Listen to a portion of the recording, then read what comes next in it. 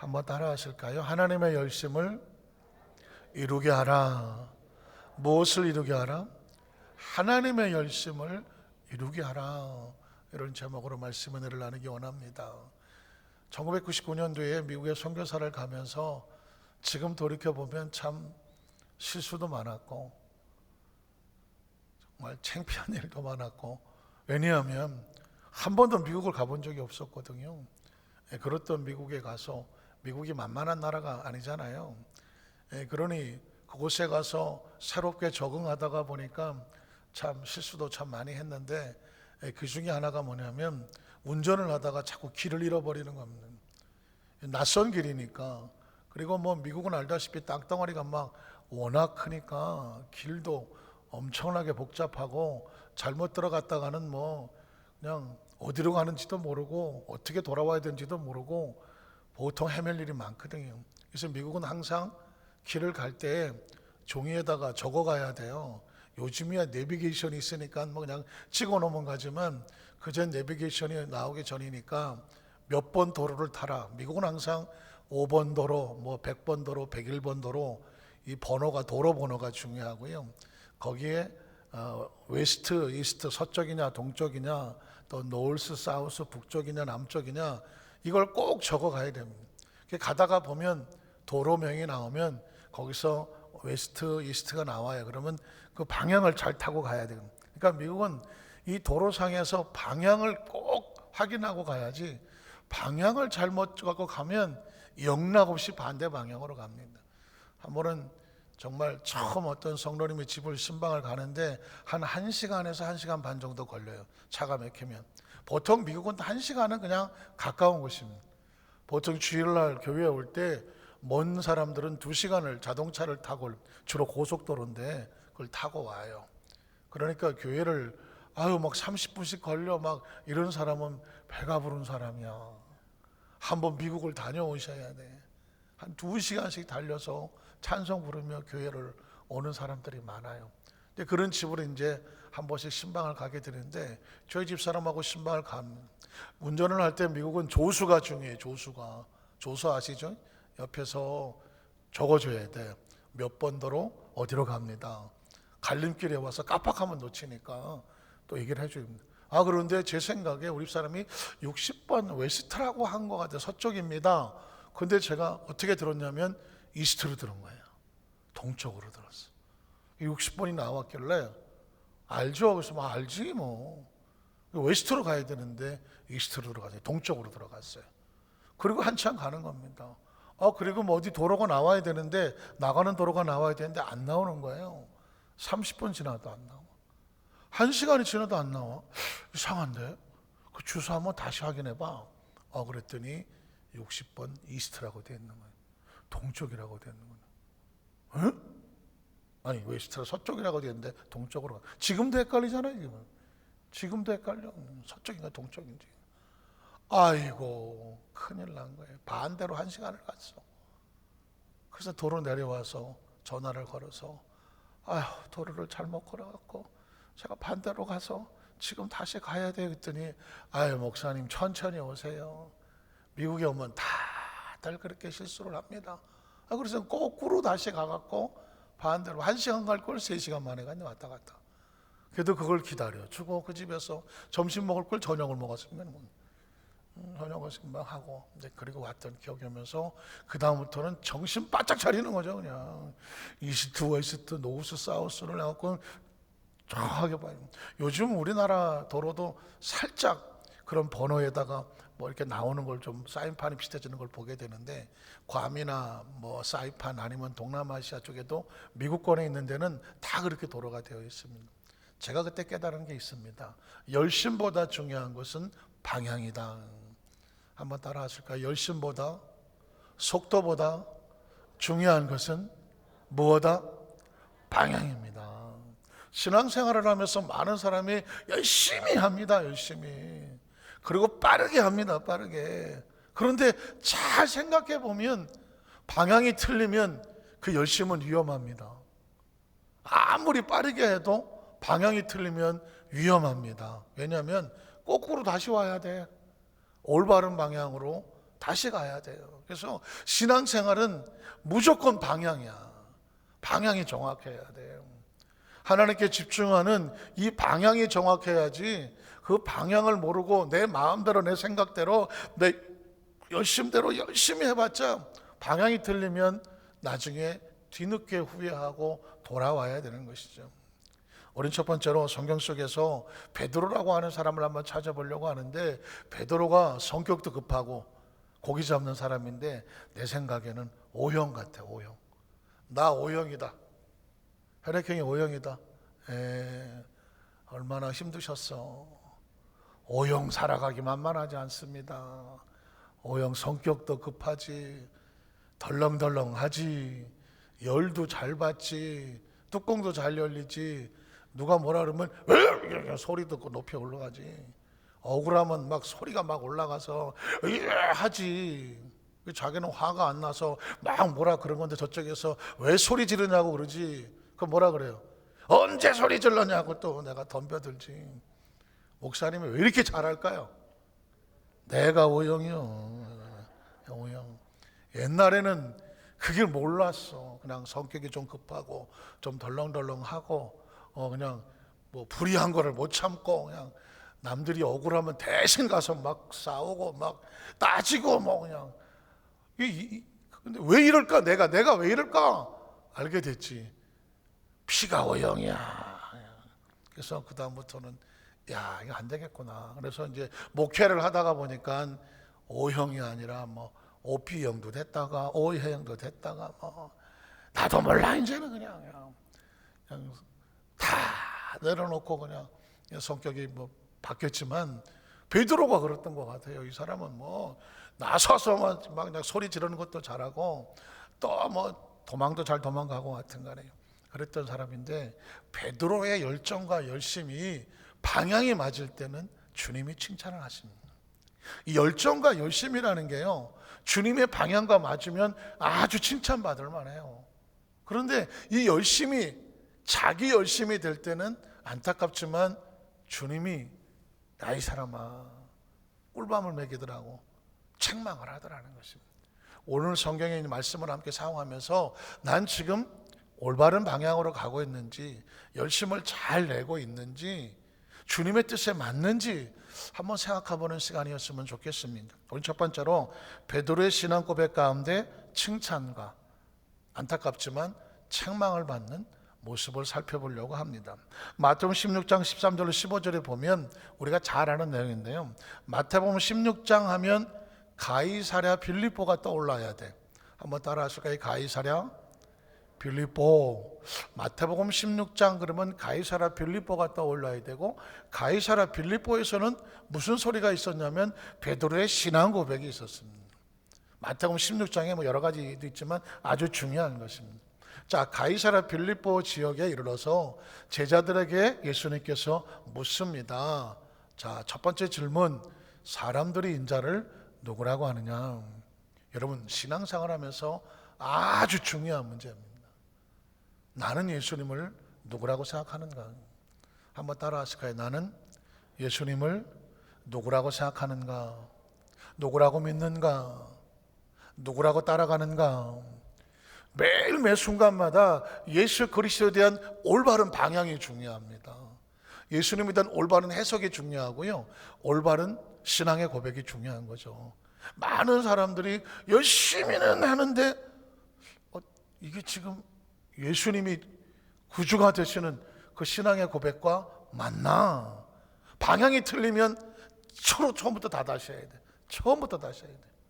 자, 그래서 예수님께서 묻는 겁니다. 사람들이 나를 누구라고 하느냐? 여기서 인자라는 단어가 나오죠. 인자라고 하는 것은 예수님이 자기 자신을, 사람의 몸을 입고 오신 하나님이 자신을 낮춰서 부를 때 인자라는 표현을 씁니다. 성경 속에 인자라고 하는 단어가 나오면 예수님을 상징하는 것을 보게 됩니다. 그 다음 절을 보니까 이르되 더러는 침례 요한, 더러는 엘리야, 어떤 이는 에레미야나 선지자 중에 하나라 하더이다. 여러분, 이 말씀은 수도 없이 제가 말씀을 드렸기 때문에 아하, 제자들이 왜 이렇게 얘기했는지 감이 오시죠? 왜 그렇게 왔다고요? 그 당시, 지금도 마찬가지지만 성경 속에서 예수님 이외에 가장 우리가 존경할 만한 사람들은 누굽니까? 하나님이 사용하셨던 선지자들이잖아요. 선지자들은 뭘까요? 하나님의 기름을 부어서 하나님의 말씀을 대언하게 하셨던 분이에요. 그러니까 하나님의 말씀과 하나님의 뜻을 누구를 통해서 들어요? 선지자들을 통해서 듣죠. 그래서 예수님이 누구라고 생각하느냐라고 말했을 때 아마 하나님이 보내신 선지자가 아닐까? 예언자가 아닐까? 이렇게 생각을 했다는 것입니다. 그러니까 그 당시 사람들로서는 예수님에 대한 최고의 예우로 생각을 한 겁니다. 그런데 이 대답이 예수님의 질문에 맞느냐 틀리느냐? 맞다 틀리다? 틀리다. 왜 틀렸다고 말했을까요? 여기서 이제 4차원적인 신앙이 나와야 되는 거죠. 그 정도 했으면 됐지 뭐. 그러나 그게 아니라는 것입니다. 왜냐하면 선지자들은 어디서 났다? 땅에서 났습니다. 그러니까 땅에서 난 사람은 하늘에 가본 적이 없으며 땅에서 난 사람은 하늘을 알 수가 없습니다. 그런데 어떻게 하나님 말씀을 대언하느냐? 하나님이 기름을 부어서 하나님의 소식과 하나님의 정보와 하나님의 말씀을 계시를 주셨기 때문에 하는 거죠. 그들은 일시적으로 대언자 역할을 하는 것입니다. 그러나 예수 그리스도는 다릅니다. 예수님은 어디서 났나요? 하늘에서 나서 하늘에서 와서 하늘을 알고 하늘의 정보를 알고 하늘의 계시를 알고 하나님의 마음을 알고 하나님의 생각을 알고 하나님의 비전을 하나님의 뜻을 아는 하나님이시니까 일시적으로 쓰임받는 사람과 하늘의 통치가 되시는 분하고는 비교가 안 되는 거죠. 그래서 예수님께서는 이 말을 듣고 이렇게 반응합니다. 그 다음 절에 보면 그러면 너희는 나를 누구라고 하느냐. 그 대답이 맞았다면 예수님께서 그래 정확하게 알았네 너희도 이렇게 생각해야 돼 라고 말했겠지만 예수님께서는 그 대답에 대해서 대답을 하지 않습니다. 이유가 뭐냐면 내가 원하는 대답이 아니라는 것입니다. 그러면 제자라고 하는 너희는 나를 어떻게 생각하느냐. 적어도 성령 받은 순복음교회 성도들은 예수님을 어떻게 생각합니까? 라고 질문하는 것과 같습니다. 자, 너희는 나를 누구라고 하느냐? 그래서 여러분 가이사랴 빌립보의 마태복음 16장 16절 그 다음 절에 보면 베드로의 신앙 고백이 나오는 것입니다. 시몬 베드로가 대답하여 이르되 주는 그리스도시요 살아계신 하나님의 아들입니다. 이게 왜 중요한 고백이라고요? 주라고 하는 단어는 나의 주인, my Lord, 하나님이라는 뜻과 같아요. 그러니까 차원이 다르죠. 예수님을 어떻게 생각하냐면 4차원적인 하나님이라는 존재로 보고 있는 것입니다. 주는 그리스도라고 하는 것은 구약 성경에 예언되어 있는 메시아, 기름 부은 자 역시 하나님의 존재죠.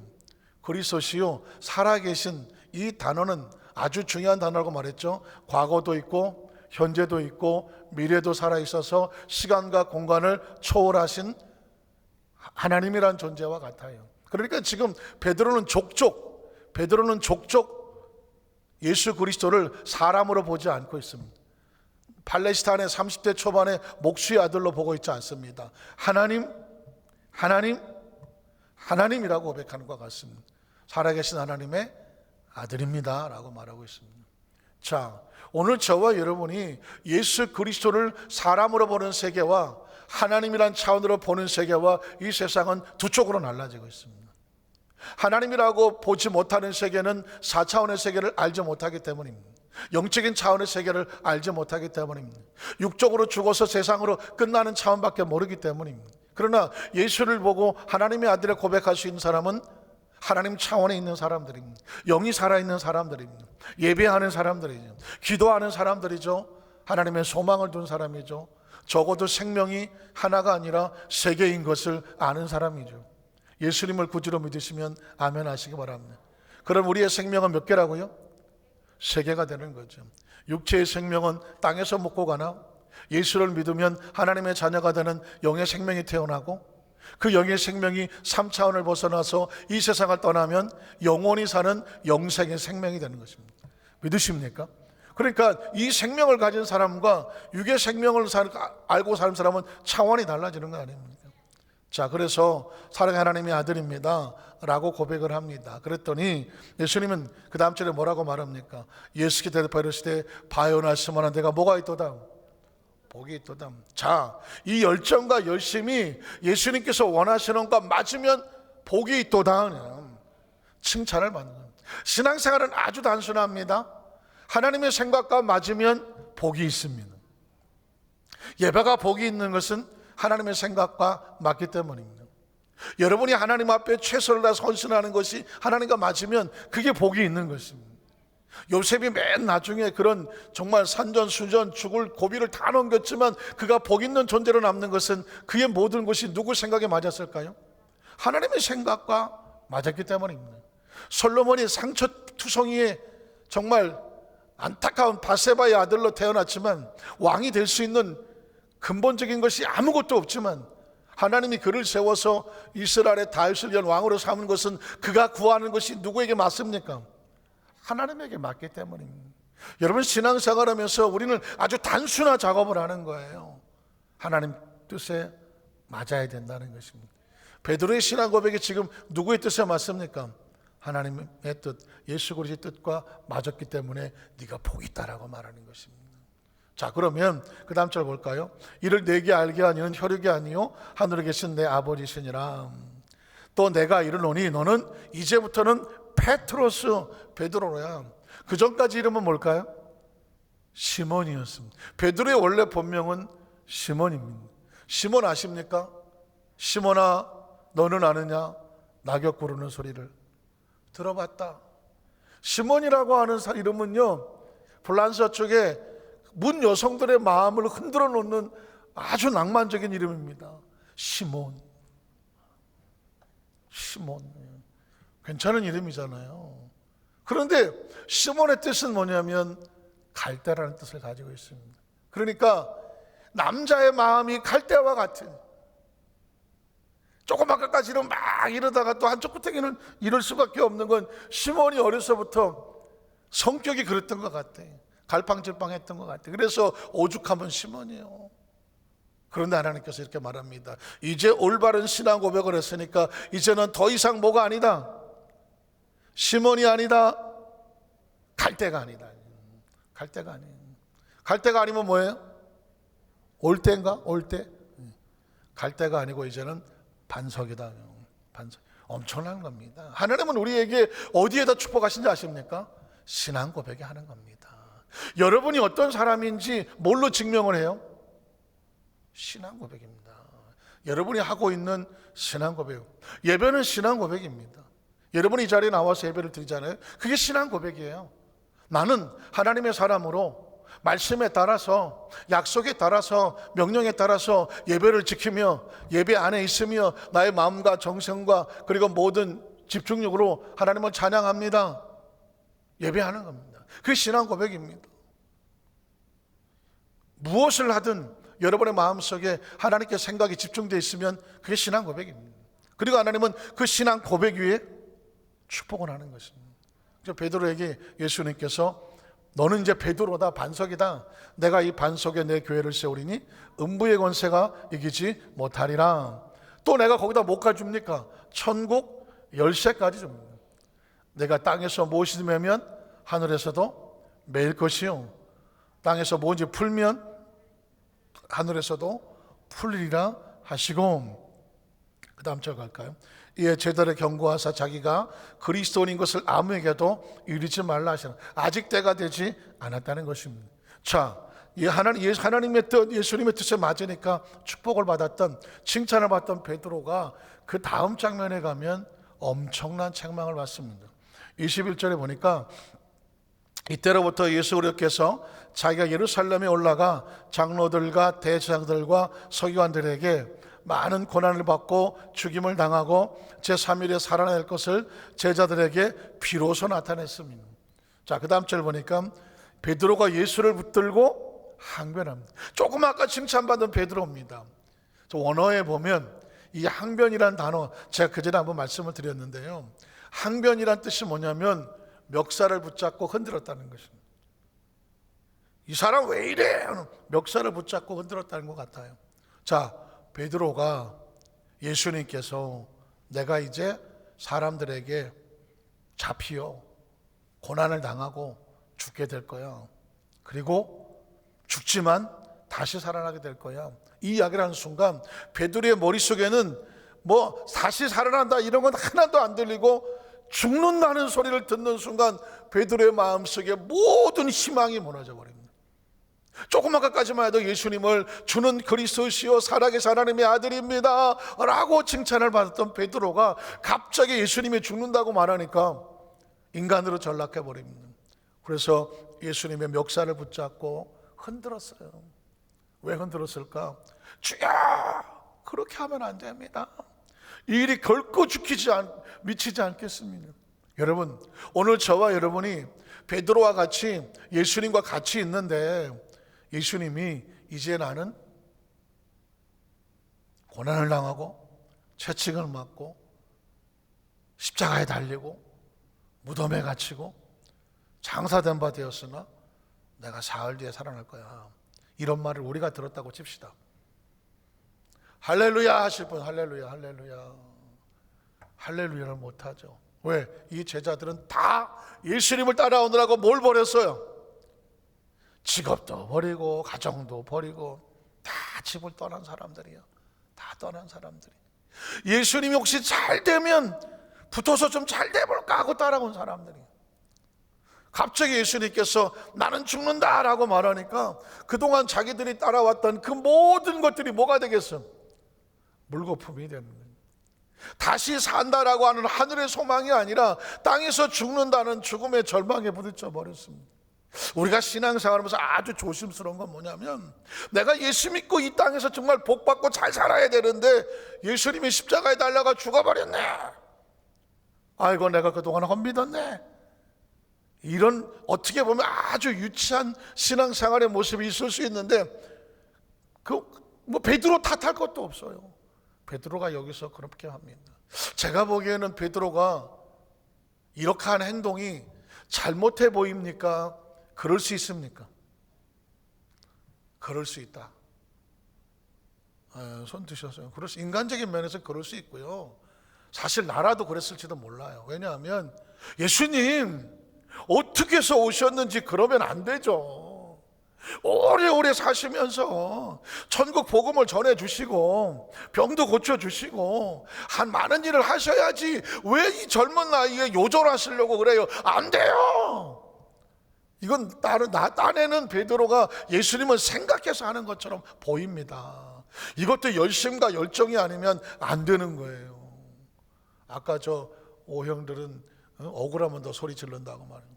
억울한 일을 당하면 내가 그렇게 안 했어, 왜 소리 질러? 아니 소리 안 질러, 나 지금 이 심정을 이해한다니까. 베드로는 지금 예수님한테 자기의 진실을 얘기하고 싶은 거예요. 그런데 이 열정과 이 열망이 뭐가 맞아야 된다고요? 방향이 맞아야 돼. 어디에 방향과 맞아야 되나요? 예수님께서, 하나님께서 원하시고자 하는 그 방향과 나의 방향이, 나의 열정이 맞아야 돼요. 그걸 신앙이라고 말해요. 그걸 크리스찬이라고 말해요. 크리스찬이란 뭐냐? 그리스도를 본받아 가는 거예요. 이만큼 살아왔으니까 여러분에게 우리가 함께 생각하는 거예요. 난 지금 내 열심과 열정이 주님께서 원하시는 것과 지금 맞나? 이걸 꼭 점검하고 가야 돼요. 이걸 점검하고 맞으면 그냥 달려가야 돼요. 그런데 아니면 스톱을 하고 다시 방향을 점검을 해야 돼요. 왜냐하면 지금 베드로가 예수님의 멱살을 붙잡고 흔들 정도로 열정과 열망을 가지고 자기의 마음을 정했지만 내용을 보니까 방향이 달라. 베드로의 방향과 예수님의 방향이 달라. 베드로는 예수님은 죽으시면 안 된다고, 지금 죽으면 안 돼요 라고 말했는데 예수님의 방향은 달라요. 그 얘기를 한번 보고 싶다. 그 다음 주에 뭐라고 말할까요? 예수께서 돌이키시며 멱살을 뿌리치시며 베드로에게 이르되 사탄아. 사탄이라는 게 아닙니다. 하나님의 방향을 자기 방향으로 바꾸려고 하는 게 이게 사탄이에요. 하나님의 방향을 자기 좋은 쪽으로 바꾸려고 하는 게 사탄입니다. 예수님께서는 베드로 배후에서 예수님의 그 가시는 방향을 바꾸려고 했던 그 배후의 세력에 대해서 선포하는 거죠.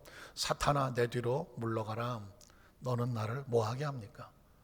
방향을 바꾸어 넘어지게 하려는 자로다. 여기서 굉장히 깊은 이야기입니다. 굉장히 깊은 이야기입니다. 예수님은 이 길을 가시는 건데 이 길이 우리가 보기에는 미련해 보여요. 이 우리가 보기엔 위험해 보여요. 그리고 이거는 좀 힘들어 보여요. 그건 죽는 길이에요. 근데 예수님은, 하나님은 이 길을 가시는 거예요. 우리가 볼 때는 그 길이 아닌 거예요. 그래서 베드로는 그 길이 아니라고 말했어요. 그랬으면 예수님은, 하나님은 타협을 해. 네 생각에 그래? 그럼 내 생각은 이런데 같이 한번 대화를 해볼까? 타협하지 않아요. 이걸 뭐라고 말하냐면 하나님의 섭리라고 말하고요, 하나님의 계획이라고 말하고요, 하나님의 비전이라고 말하는 거예요. 우리를 통해서 하시고 싶은 게 있어요. 그게 좀 힘들어 보여도요, 그게 좀 억울해 보여도요, 너 이거 해야 돼. 사람은 각자에게 맡겨진 하나님께서 가게 하시는 길이 있어요. 왜 예수님은 베드로가 그렇게 멱살을 붙잡고 말리는데도 아니라고 말하고 그 길을 가겠다고 하실까요? 이게 누구의 뜻일까요? 하나님의 뜻이기 때문입니다. 인생의 성공과 실패는 내가 하나님의 뜻을 발견하는 거예요. 발견하는 거예요.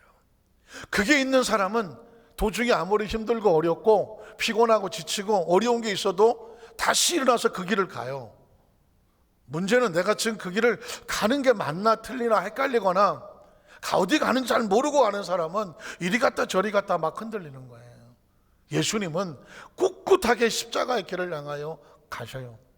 중간에 베드로가 붙잡고 늘어지더라도. 그런데 거기서 아주 무서운 말씀을 하는 거죠.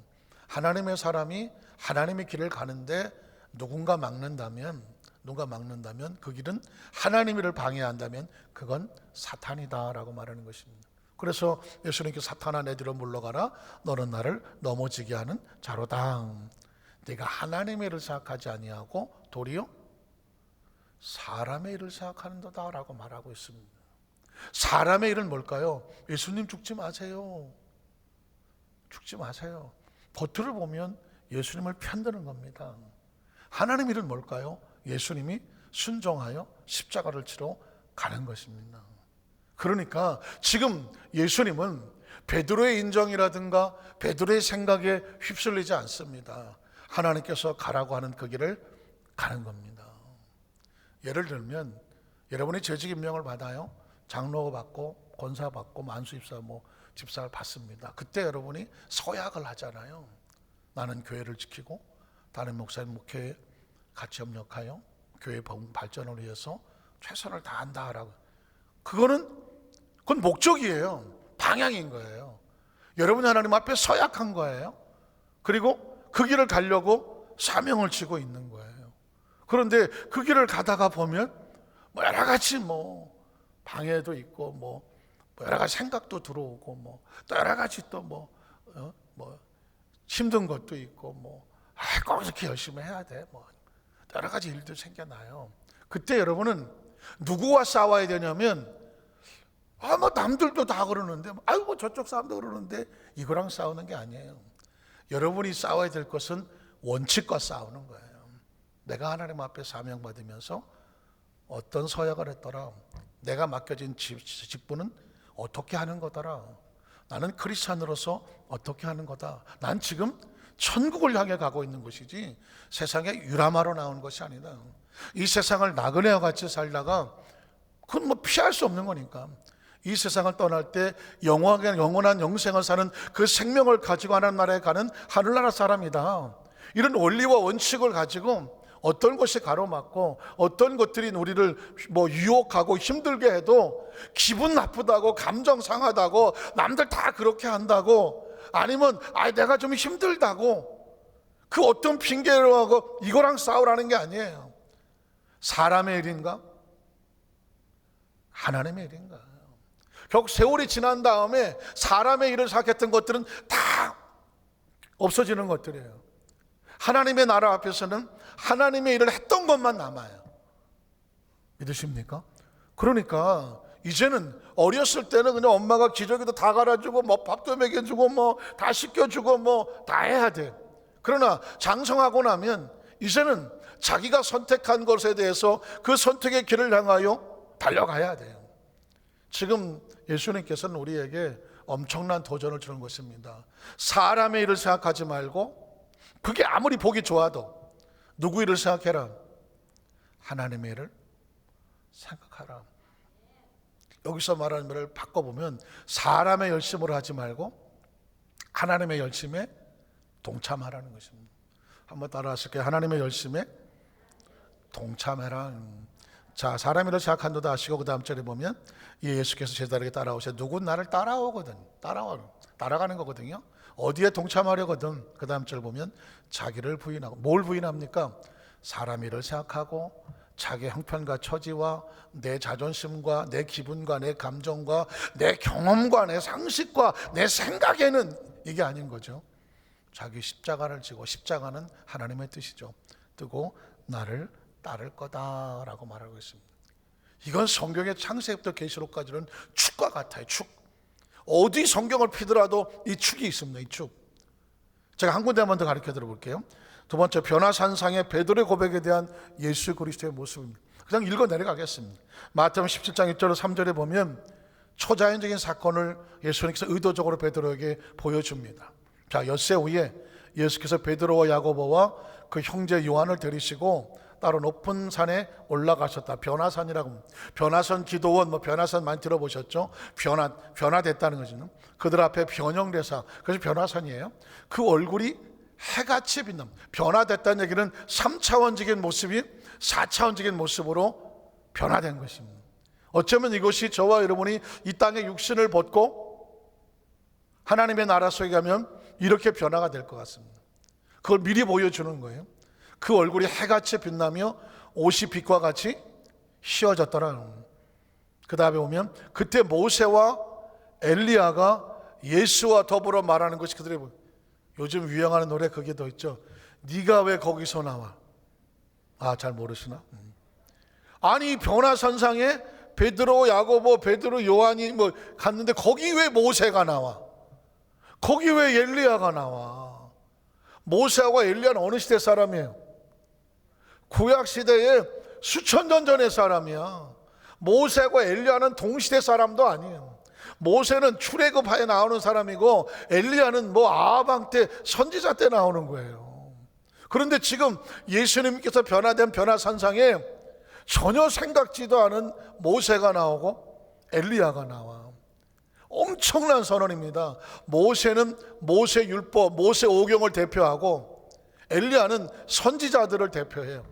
구약 성경은 율법서와 선지서로 되어 있어. 그러니까 이 구약 성경에 예언된 이 모든 대표 인물인 모세와 엘리야가 시간과 공간을 초월해서 예수님과 동시대에 같이 있어. 엄청난 사건 아닙니까? 흥분이 안 됩니까? 이게 나중에 저와 여러분이 천국에서 예수님을 만날 그 모습이에요. 우리가 천국에서 만날 하나님의 사람들은 모세나 엘리야나 다윗이나 요셉이나 베드로나 시간과 공간을 초월하고 하나님의 자녀들은 변화된 모습으로 예수 그리스도와 함께 영원히 사는 거죠. 모세는 수천 년 전에 죽었으며 엘리야도 수천 년 전에 죽은 사람인데 수천 년이 지난 지금 예수의 변화산상에서 그들이 변화된 몸으로 함께 동시에 존재해요. 이 신약 성경의 이 4차원의 신앙의 아주 클라이막스와 같은 아주 최고 하이라이트는 뭐냐면 구약의 두 인물이 신약의 베드로와 세 제자와 예수님 중심으로 다 같이 모여 있는 것입니다. 이게 진짜 어떻게 표현을 해야 돼요? 어떻게 표현을 해야 돼요? 성경이 적어도 이 장면에 이 어마어마한 메시지를 발견하지 못하면 그냥 성경은 책이야. 성경은 그냥 스타디야. 지금 예수님은 의도적으로 신구약의 대표적인 인물들을 변화산상에서 시공간을 초월해서 예수님 자신이 변화된 모습으로 함께하고 있어요. 그리고 외칩니다. 너희도 이와 같이 변화되리라. 너희도 이와 같이 함께 만나리라.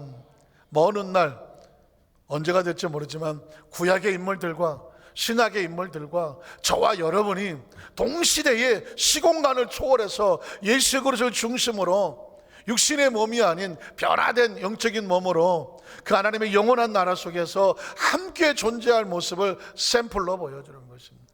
믿으십니까? 자, 그러니 이 엄청난 사건을 봤으니 베드로 갔다 거기서 한마디 하셔야지. 뭐라고 할 것 같아요? 그 다음 절에 보면 베드로가 예수께 여쭤이르되 주여 우리가 여기 있는 게 너무 좋다. 이런 환상을 어디서 보는 거예요? 이런 환상. 그래서 여기 있는 거 조사하오니 만일 주께서 원하시면, 그래도 하도 그도 터지다가 보니까 자기 생각이란 말 안 하고 주께서 원하시면 내가 여기서 초막 셋을 지어서 하나는 주님을 위하여, 하나는 모세를 위하여, 하나는 엘리야를 위해서 했으면 좋겠습니다 라고 말하고 있습니다. 이게 바로 4차원의 신앙을 갖느냐 못 갖느냐의 차이예요. 이 초자연적인 사건 앞에 베드로는 3차원으로 끌어들입니다. 모세 4차원에 있는 모세를 끌어다가 여기다가 집을 짓는다고, 저 4차원에 있는 엘리야를 데려다가 집을 여기다가 져놓고 변화산상에다, 예수님의 집을 여기다 초막 여기서 같이 살겠다고 말하고 있어요. 이게 인간은 어떻게든지 3차원으로 끌고 오려고 하고, 예수님은 어떻게든지 우리의 의식을 4차원적으로 끌고 가려고 해요. 왜? 우리가 영원히 구할 것은 어디다? 확신합니까? 확신합니까? 여러분, 이 지구상에서 가장 행복한 존재예요. 뭐야 이거. 제가 이렇게 단언하는 이유가 있어요. 이 세상의 모든 것들은 바람과 같이, 안개와 같이, 꽃과 같이, 물과 같이 시간 속에서 다 떠내려갈 거예요. 지구는 그래. 안타깝지만 지구는 그래. 저와 여러분의 생명은 그래. 그러나 우리 속에 빛나고 있는 예수 믿고 구원받은 영혼, 영, 그리고 하나님의 영원히 사는 나라에 살 영생의 생명은 지구가 감당이 안 되지. 시간과 공간이 감당이 안 되지. 이 지구는, 지구가 떠나고 나면, 아니 지구가 떠나는 것이 아니라 우리가 지구를 떠나고 나면 하나님의 나라 속에서 모세가 왔던 그 나라, 엘리야가 왔던 그 나라, 예수님이 변화되었고 예수님이 계시는 그 나라, 믿으십니까? 그 나라의 생명으로 살아간다는 거예요. 그 비밀이 성경에 있으며 우리가 그 허다한 사람들 가운데 왜 예수를 믿어야 돼요? 이 허다한 것들 중에서 왜 예수를 구주라고 고백을 해야 돼? 이 세계를 아는 사람들만이, 이 세계를 꿈꾸는 사람들만이 그 세계의 차원을 열어주고 있잖아요. 여러분에게 열어주고 있잖아. 그것을 여러분의 마음속에 품고 안다면 여러분은 지구상에서 가장 행복한 사람입니다. 믿으십니까? 저는 하도 어려서부터 교회를 다녀서, 어려서부터 교회에서 살았기 때문에 내가 예수를 왜 믿는지도 모르고 그냥 예수를 믿는 게 믿는가 보다 했고, 성경을 읽어도 뭐 내가 크리스찬이니까 성경을 읽었고, 그리고 신앙생활하고 어려서부터 기도하고 어려서부터 찬양하고 어려서부터 예배를 드리고 신학을 하고 목회를 하는 과정 속에서도 선배들이 한 것을 보고 같이 하고 하다가 어느 날 성경이 열리는데, 성경이 차원적으로 열리는데, 4차원적으로 열리는데, 이건 도무지 흥분해서 견딜 수가 없는 거예요. 흥분해서. 제가 이야기만 하고 그냥 말씀을 마칠게요. 제가 미국 선교사를 마치고 한국에 와서 개척국장을 하고, 여의도에서 개척국장을 하고, 그리고 아마 김포성전을 갔는데, 그때 가족신문에서 저한테, 제가 이제 오렐로보 대학에서 논문을 쓴 게 치유신학에 대한 걸 썼거든요. 박사학위를 썼는데, 그 기자 하나가 저한테 순복음의 치유신학으로 글을 좀 써달라. 그래서 아마 여러분 인터넷에 찍으면 김림희 목사의 순복음 치유신학 하면 그때 썼던 것들이 지금도 많이 오래됐지만 아직도 자료가 있습니다. 그래서 처음에 제 생각은 어떻게 했냐면, 논문이 좀 어렵긴 하지만 치유는 현장에 있는 거니까 좀 성도들이 읽기 쉽게 내용을 좀 잘라서 풀어서 해야 되겠다. 그렇게 해서 예수님의 치유 사역을 성도들에게 좀 쉽게 내용을 좀 바꿔서 매주마다 실었어요. 가족신문에다가. 나중에 그게 6개월 실게 되는 것이 1년을 실어서 한 50편 가까이 실었어요. 그런데 제 논문을 가지고 제가 옮겨서 적기 시작하다 컴퓨터로 적기 시작을 하는데, 처음에는 그냥 옮기는 거지 그냥 옮기는. 그래서 적어내서 원고 보내고 하는데 어느 순간에 예수님이 하시는 사역을 가만히 하시는 말씀을 조목조목 읽다가 보니까 예수님의 의도는 뭘까? 도대체 왜 치유 사역을 하나? 왜 생명을 고치나? 이유를 봤더니 육체의 생명만 고치는 목적이 아니라 육체의 생명을 고치는 걸 통해서 하나님의 생명이 있음을 알게 하는 거예요. 육체의 생명은 누가 고칩니까? 하나님이 생명이 고치는 거거든. 의사가 고치는 것은 육체의 생명이라고 말한다면 예수님이 고치는 것은 하늘의 생명을 갖다가 육체의 생명에 공급을 해서 육체가 하늘의 생명으로 살게 하는 거거든. 혈루증 걸린 여인이 생명이 빠져나갔지만 예수의 옷가에 손을 댔더니 예수의 몸에서 생명이 나온 건 하늘의 생명이거든. 이건 4차원의 생명이거든. 4차원의 생명이 3차원의 생명을 살리는 역사거든. 예수의 몸에서 능력이 나가더라. 여인이 자신의 몸이 나은 줄 알았더라. 예수께 자기 능력이 나간 줄을 아시고 이 여자를 찾더라. 내 믿음이 너를 구원했느니라. 여러분 보십시오. 그래서 그때부터 사원이 열리기 시작하는데, 그 이후로 저는 강대사에 설교를 하면 하나님의 차원, 하나님의 생명, 하나님의 계획, 하나님의 의도를 이 예수의 몸에서 생명이 나와서 여인의 몸을 고치는 것처럼 성경 속에 있는 하나님의 생명이 이 강단을 통해서 그 말씀이 선포되면 여러분에게 하나님의 생명이 임하고 하나님의 치유가 임하고 하나님의 능력이 임하고 성령이 임하고 지혜가 임하고 비전이 임하고 꿈이 임하고. 적어도 이 강대상에서 그런 통도라는 의미가 없으면 이 강단이 무슨 의미가 있습니까? 제가 무슨 머리가 좋아서 성경을 무슨 뭐 말을 잘해갖고 무슨 아주 실감나게 무슨 뭐 말장난을 하겠습니까? 아주 배운 게 뭐 유별나갖고 그냥 지식을 여러분들에게 아주 그냥 입짝 벌어지게 지식을 얘기하겠습니까? 이 강단에 필요한 것은 뭐냐면 마치 예수의 몸에 옷가에 손을 댔더니 예수의 몸에서 생명이 나오는 것처럼 이 강단은 예수 그리스도와 여러분이 만나는 접촉점인 거예요. 이곳에서 말씀이 나가는 순간 여러분에게는 말씀으로 치료 역사가 나타나고, 말씀이 나가면 지혜가 나타나고, 말씀이 나타나면 생명이 나타나고, 말씀이 나가면 꿈이 생기고, 말씀이 나가면 마치 열정이 살아나고, 말씀이 나가면 생명이 살아나고, 신앙이 살아나고, 여러분 속에 막 하나님의 나라가 들어가고 천국의 소망이 생기고, 여러분의 은사가 나타나고 역사가 나타나고, 여러분 삶 가운데 묶였던 혈류의 근원이 마르고, 질병의 근원이 마르고, 절망의 근원이 마르고, 가정이 살고 사업이 살고 직장이 살고, 여러분이 막 살아나는 거죠. 여러분, 적어도 이 강단에서 말씀을 선포하는 말씀의 그 통로자인 이 그런 비전과 꿈을 갖지 않으면 그건 학교에서 가르치면 교수가 되는 거고, 학원에서 가르치면 강사가 되는 것이고, 교회에서 그냥 설교한다고 하면 목사로 끝나는 것이고, 그러나 적어도 이 강단에서 그런 기능으로 하지 않는다는 거죠. 철저하게 강단에 올 땐 하나님께서 오늘 선포하시는 말씀대로 이루어지는 통로가 되게 하여 주셔서 오늘 성도들의 마음속에 말씀을 듣는 가운데 내 가는 방향을 올바로 정하고 하나님의 꿈, 하나님의 열심에, 우리 생명이 얼마 남았어?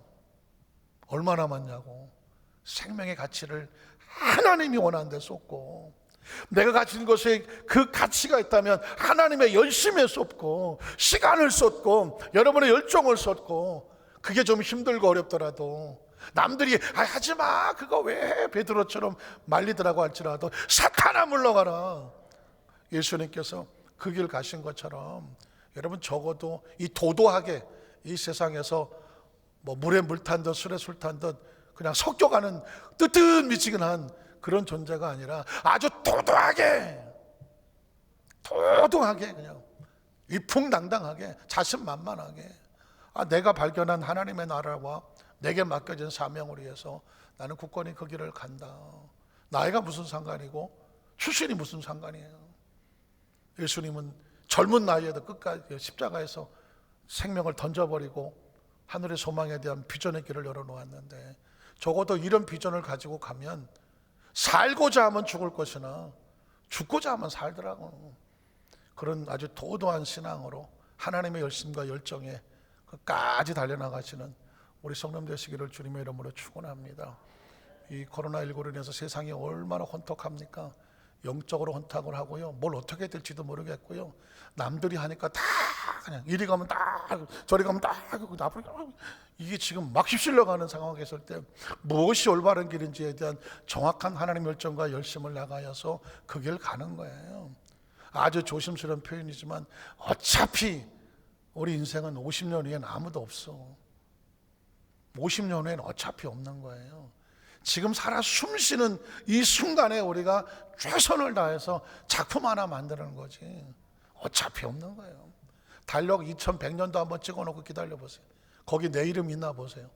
우리 이름은 없어. 2100년도 달력은 우리가 쓸 일도 없어. 그러면 인생은 뭐냐? 그냥 기회예요. 아이고 50년 하면 안 되겠네.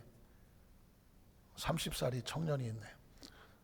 100년으로 바꿔든 100년. 그래서 정신 바짝 차리고 그냥 쭉 하나님께서 원하시는 길 가시는 성령 되시기를 주의 이름으로 축복합니다. 기도하겠습니다.